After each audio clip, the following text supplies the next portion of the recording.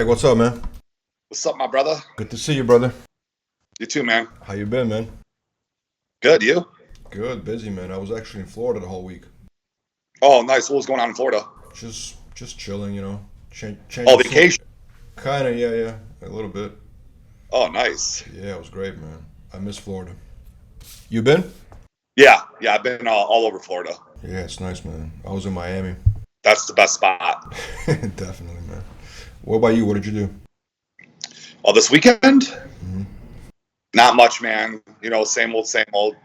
How's your recovery going for your arm? It's staying pretty. It's staying pretty chill, man. So I'm thinking that I might go see a nerve specialist and maybe get a surgery. Because one of my clients told me he had the same thing, and he went to a surgeon in Las Vegas, and 2 weeks later he was 100% healed and back in the gym. So I might have to go that route. You know, it's crazy. The more I realize, like, even though there's a lot of great doctors out there, and you think medicine got your back, but it's like sometimes you feel like you're going to a doctor and they can't really help you. Sometimes, isn't that crazy? Yeah, dude, I was told that I wouldn't need surgery, but I mean, man, this has almost been a year. I mean, like, I haven't attempted to get, huge in a year, man. I just feel like I can't wait any longer, man. So I got to start making more moves on this because, it's always weird. My right arm, it just always feels numb, like even right now, it just feels numb. My tricep feels weird when I flex it. I just know there's something that, I might need to take the next step than just like, the chiropractor work and the physical therapy and the peptides. It's helping, but it's not helping enough. Absolutely. Did they tell you the reason why like originally that injury happened? Yeah, when I was shrugging some heavy weight, and I ripped something in my back, a nerve in my back that connected, went from my back into my right arm, so it like spread. Um, my back was paralyzed for a week, and then it went away, and I'm like, okay, cool, I'm back. I'm healed. And then what really happened is it just spread from my back into my arm. That's crazy, man. But you still look Yeah, huge, though. nerves are a crazy thing, man. I never knew anything about nerves until this happened. So now I'm like completely aware how crazy nerves, can be.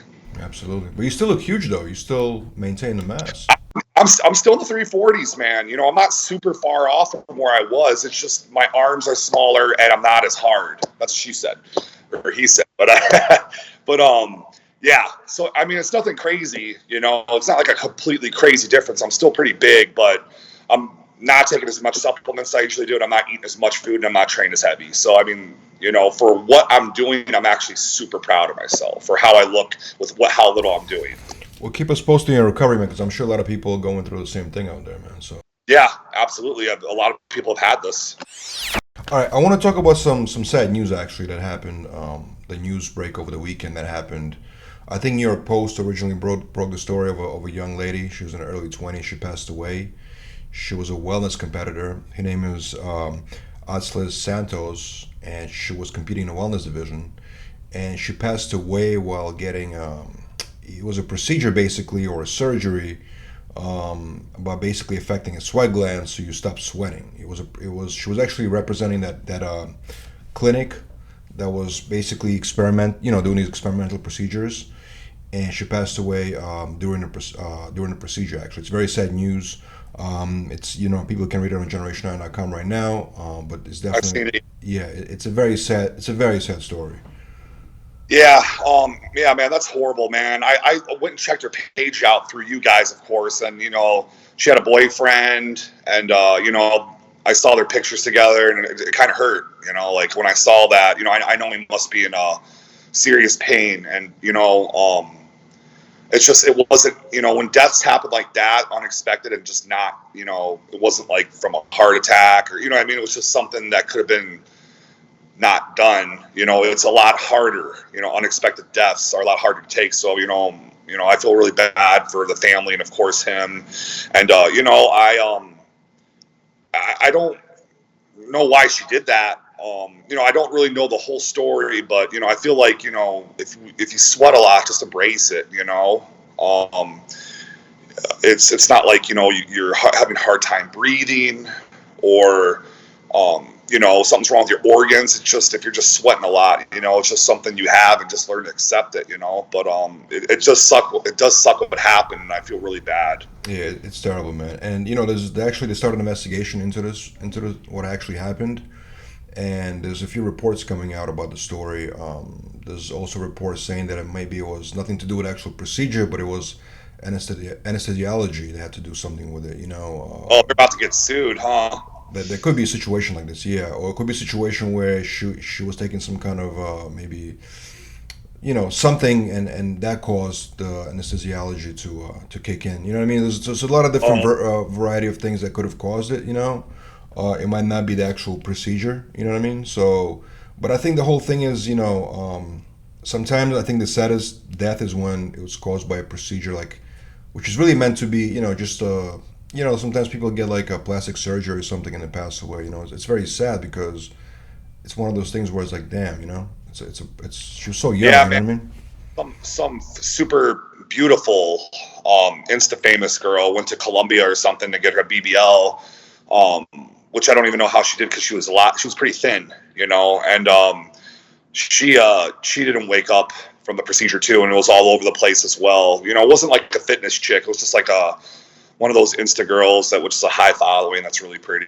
And yeah, I mean, I could imagine you're all excited. You're about to get a new butt. You're like, oh, I'm going to look amazing. And then you just don't wake up. That's got to be freaking horrible, man. Sucks, I heard those BBL surgeries are actually, they can have side effects that will come and haunt you like years after the fact. Because of the nerves. Because of the nerves also. I am the BBL king, man. My last 10 girlfriends have had them. So I know all about them, and I've been with them when they would get it too. Some of them already had it, some got it. So I know all about BBLs, man. You got to usually what you want to do is, if you want the bigger, if you want the really big ass, you need to gain at least 20 pounds. So you got to start. So what I would do is I'd give them milkshakes before bed, McDonald's, fries, before bed, to put on that weight. And what they do is they take that weight from your arms and your back, your stomach, and they put it right in the butt. And that's how BBLs work. They just take fat from your body and they put it right into the glutes. Have they ever Have you ever experienced any type of bad side effects after getting the BBL surgery? With girls I've dated, no, never. No, absolutely not. But you can lose it. You can lose it too if you start starving yourself or lose a lot of weight. You can lose it too. That's what sucks. And then all that hard work for nothing. All that hard work. I'm sorry, going through all that traveling and surgery is what I mean. Right. Yeah, because I read a report about that actually, about the BBL. For those who don't know, it's basically what it's a fat transfer operation, right? They take it from and transfer it to your butt or whatever. So yeah, I heard that let's say you might get it this year, right? Not you, I'm saying a girl can get it this year, and then 5 years from now something happens and the nerves or the veins or something get infected or something, or something kicks, some kind of disease starts happening basically. I heard about that. I don't know if you heard about that, but no, I haven't actually. Yeah, it's pretty crazy. But anyway, so I just want to wrap the story out by saying, rest in peace to this young lady, and condolences to her family, because that was very sad news over the weekend. I'll be honest with you, I was really upset about that. I'm not gonna lie, man. It hurt me too, bro. I had no clue who she was. I just went and looked at her profile. I saw the pictures with her and the boyfriend. I thought of the boyfriend, and I couldn't imagine my girl going into surgery, not coming out. I'd be freaking devastated. So, man, I know exactly what you mean, bro. It sucks, man. She was really young too. Very young. All right, next thing I want to ask you, how do you feel about women's bodybuilding in general? Now, you being in Mass Monster, right? And, you love bodybuilding, obviously. You follow bodybuilding. How do you feel about women's bodybuilding? There's a bodybuilder, actually, Gunter, who I interviewed. He's been making some news because, he said some controversial stuff, So his quote, Gunter's been in the business for a long time. You know who it is, obviously, one of the tallest German bodybuilders. Absolutely. I'm a fan of his, considering we're about the same height. I've always looked up to taller bodybuilders. And, he was, him and Dillette, Ferrigno, Tony Freeman, guys like that are 6'2", 6'3", I always looked up to for sure. So he said in the last interview that we did, he said women's bodybuilding is impressive but not enjoyable. That's a quote from him. What do you think? It's not every guy's cup of tea, for sure. I'm pretty sure 8 to 9 out of 10 men don't look at a female bodybuilder and go, "Whoa, I want to hit that," you know. Yeah, I think it's cool, and you know, being a mass monster, like you said, I think it's cool to see a chick huge, and I'm a fan, you know. You like women's bodybuilding? Yeah, I think it's cool. Yeah, I mean, Iris Kyle, you know, she's awesome. We talk all the time, and you know, I think it's really cool to see in real life, man. You know, I get where guys are like, no, because you know it's not what we're into, but I can definitely appreciate it for sure. But you know, you said a lot of guys see a women bodybuilder and say, you know, I don't want that. But I mean, on the flip side, the same thing can be said about men. You know, I think we're talking about sport here. We're not talking about just, you know, attractiveness. You know what I'm saying? Yeah. Well, yeah. I mean, the sport. Didn't they bring back? Didn't they bring the female back? Yeah, they did. Mm-hmm. Do you think Iris is going to come back? She was supposed to make a comeback, but I don't know what happened. I think it was some kind of health thing that happened, according to reports. But she was supposed to make a comeback at 2020 Olympia. Oh man, I would have loved to see that, man. She's already made history with the most Olympian titles. She just opened up a gym, her and Hide, not far from where I live. I got to go check that out. I was going to ask you if you went to see that yet. I was going to, but I didn't. It was just pure laziness that day. I think I took that day off, so yeah, I didn't get to make it. I mean, I personally think it's great that they brought the bodybuilding back for women. You know, I think it's a sport, and when it comes to sport, you know, there's a criteria you have to meet, and that's what it is. You know what I mean? Agreed. Yeah, so we're on the same page here. Yeah. Yeah, I don't know. You know, a lot of guys, you know, a lot of actual guys that I interviewed over the years, some said what you said and what I say. You know, it's a sport. You know. And some kind of just go on this tirade saying that it's a sport. If you're not into it, don't watch it. If you are, watch it. You know, like let the girls do their thing. You know, if the girls want to get huge, I don't blame them. It's fun. You know, let's keep it huge, like we say, right? And if you don't like it and you think it's gross, don't watch it. Shut it off or don't stay tuned. It's easy as that. I agree 100%, man. So this is more of a training question for you from a lot of people that send in emails. Training to failure. Some bodybuilders, some influencers say that training to failure is absolutely important if you want to get huge. What is your take on that? Yeah, you like Arnold said, you should always train to failure. You know, keep on going until it hurts, and when it hurts, keep on going. You know, I'm all about that right now too. Like I said, I haven't been trained that way because of an injury, but when I'm at it, I'm always training no failure until it really hurts. But you also got to be careful because you could hurt yourself. So you just got to do it smart. You know when to stop. You know, go with your instinct of how it feels. You know, like so if you're curling and it's burning, you know, keep on going, but don't get sick over it. You know, I mean, don't pull something. You know, but go until you can get as much as you can go without getting injured and just be safe. But yes, I am a big believer in going until failure for sure. That's the only way you're going to put on good quality muscle. Mm-hmm. So let's say you're training chest, right? For example, you go to the gym, you train chest. How many exercises you usually do for chest or for any muscle group? Right now or when I'm at it? When you're at it, when you're on your full. I would do like 4 to 5 sets of incline Smith. I always do Smith, play it safe.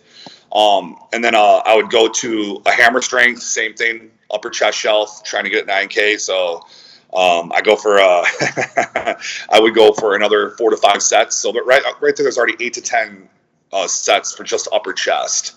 And I just do 2 more movements of chest, like usually a bench or cables, and then I do some calves, and I'm done. That's usually how my chest day is. And do you go to failure only on the last set, or do you try to go on failure to every set? Failure to every set. Every set. Oh wow. Yeah. So so the question is, do you think like an average gym goer can basically get too tired to continue the exercises? You know, if you go to every set to failure. You want the results, you'll do it. If you got to take the pain, or stay normal, don't grow.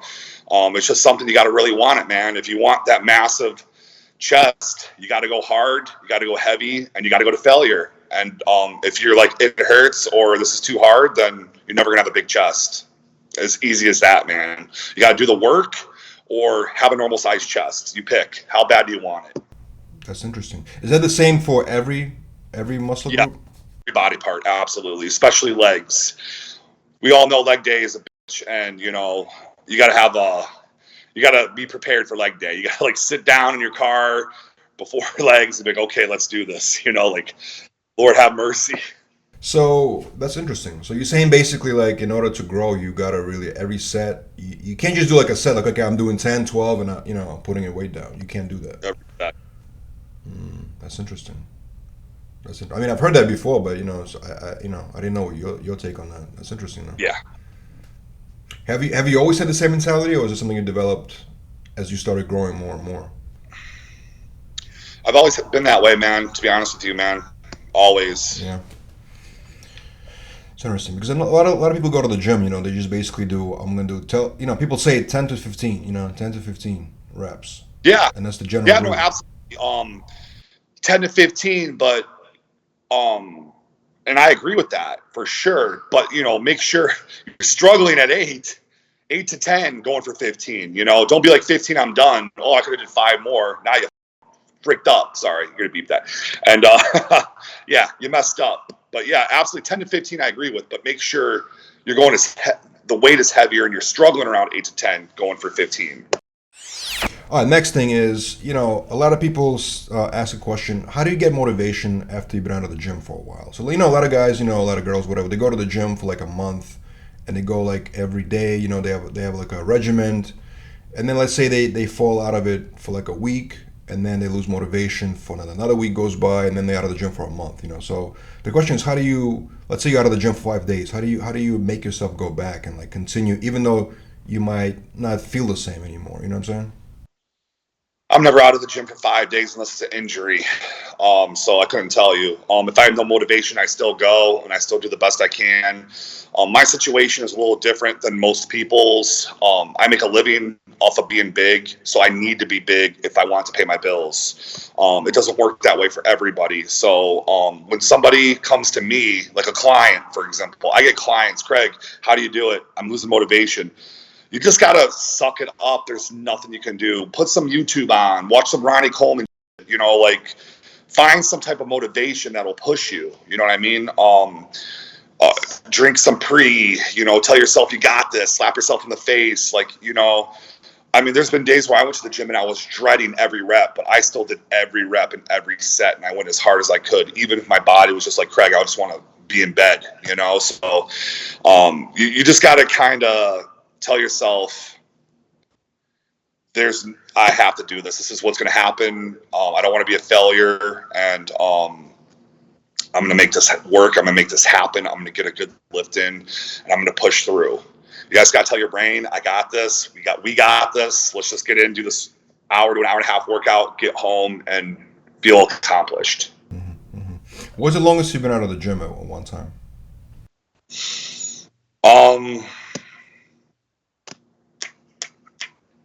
I went to Cabo recently, and they didn't have really a gym there. They had some dumbbells, so I was there for 4 days, and I got a decent shoulder workout because the dumbbells, you can do a lot of stuff with dumbbells for shoulders. So, you know, that was 3 days off right there. And then when my injury happened a year ago, I had to take like about a week off because my back was messed up. So other than those 2 times, that's about it, man. You know, I usually train 5 to 6 days a week all the time year round. No matter what, even if I'm, you know, TRT or natty or whatever, you know, I still am always in the gym no matter what. It's just a part of my life and something I can't just stop doing. I just don't, if I stopped doing the gym, if I took a week off, I would just feel unaccomplished, you know? What are your favorite supplements to take right now? Over the counter supplements, like what are you into? As far as like, what do you mean, like gear or just? No, protein, like BCAAs. What are you? Over the counter right now. Yeah. So I've been taking all the products I take are from Enhanced right now, as you know. Right now I'm taking the EAAs. I used to drink one of those. Shakes around in between like a meal, like usually between meal 2 and 3 or 3 and 4. You know, I'll just have a EAA shake. I do the carbs post workout. I do the pre-workout and the pump. You know, sometimes I'll take a test booster, the Slim pills. You know, the sleep juice. So I've been using a lot of the Enhanced products, man. I'm a big believer in supplementation. They got a big line of products. A lot of stuff. Yeah, yeah. How often do you take BCAs, and do you take them like before, after the workout? Do you take them like consistently throughout the day? Yeah, I said I took the EAA usually between meal 2 and 3 or meal 3 and 4, just as it is. I don't take it at the gym. You could take it, but I like to take it like further out in the day, like after the workout. That's the shake with the aminos, right? Yes, yeah, yeah. All right, I have one more thing to ask you actually, and that came from a lot of people that listen to our podcast that are basically like, we talk about a lot about nutrition here, right? So, how to eat clean and stuff like that. So the question is, let's say somebody doesn't have access to clean food. Let's say they're traveling, airport, or they're on a road or something like that, for like they have to drive from one state to the other, right? And they have no access to, meal prep, whatever, and they have to stop at gas stations or those rest areas. You know what I'm saying? And you know what kind of I coach a lot of drivers that do this, and yeah, it's you'd be surprised. I'd say at least 5 or 6 of them at the moment, that drive trucks for a living, and I tell them, follow the macros I give you as much as possible. So if your macros for meal 3 is 40 grams of protein and 0 carb, go find you can find it on the road. You could go to a gas station and you could grab some like eggs, like they sell just eggs, and maybe a greens drink or something, you know what I mean? Or you could go to a Wendy's an In-N-Out or whatever and get a chicken breast wrapped in lettuce with some tomato and ketchup, or you can make it work on the road, or you can pack. I have a friend, you can just get a cooler and throw some chicken and veggies in there and just snack on it while you're driving. Just like I used to when I did bodyguarding back in the day, I used to put chicken breasts cut in little tiny pieces with a bunch of green beans in a plastic bag, and I go to the bathroom in a stall and I just cram it down my throat while I was working when I used to compete, and that's what I had to do, and that's what I had to do. Was it disgusting? It was absolutely disgusting, but you have to make it work. I agree with you 100%. I guess the main question people ask is like, Craig, is it better to, if you can't find anything clean, let's say, right? If you just fast food, is it better to skip a meal or just eat a cheat meal basically on the road? Are you shredding or bulking? That's a good question. It all depends. I guess people would just want to get huge. Your fans want to get huge. You're bulking, I like that. Yeah, no, if you're bulking, don't miss a meal. Eat whatever you got to eat, if that's what it takes. If it's like skip meal 5 or eat, like you got to get the calories, and man, you can't be skipping meals, because when I skip a meal, I'll drop 3 to 4 pounds like that easily. I actually missed a meal last night, and I was so mad over it. Even though I'm not like in go mode, I ended up passing out really early. I woke up at 5 a.m. I was like, oh no, I missed my last meal. I ran downstairs. I made a shake. Obviously I'm not going to eat at 5 a.m. And I'm like, but I was so mad at myself, man. If I miss a meal, I get so mad. I'm like, Craig, you had one freaking job and you messed it up. But yeah, man, it's not good to miss any meals. I always tell my clients, guys, don't miss meals. And if you do, it's okay. Just try harder next time. Mm-hmm. But you know what? One thing I agree with you is you're right. Even at the gas station, you can potentially get some cleaner food, like those eggs you mentioned, right? Yeah, yeah. I know exactly what you're talking about, or a protein shake. Dude, I mean, go buy 2 turkey sandwiches. Just eat the turkey if you have to, with the lettuce and the vegetables. I mean, throw away the bun. I mean, you can make it work. Good point, Craig. And that's all we have for now. That's all we have for today. Yeah, man, but that's a good advice, man. I agree with you. Make it work by any means necessary. Make it work. Eat the food. Do your job. All right, brother. Well, till next week, we'll meet again. Thank you so much, bro. Great talking to you, man, as always. You too, man. All right, take care, brother. Bye.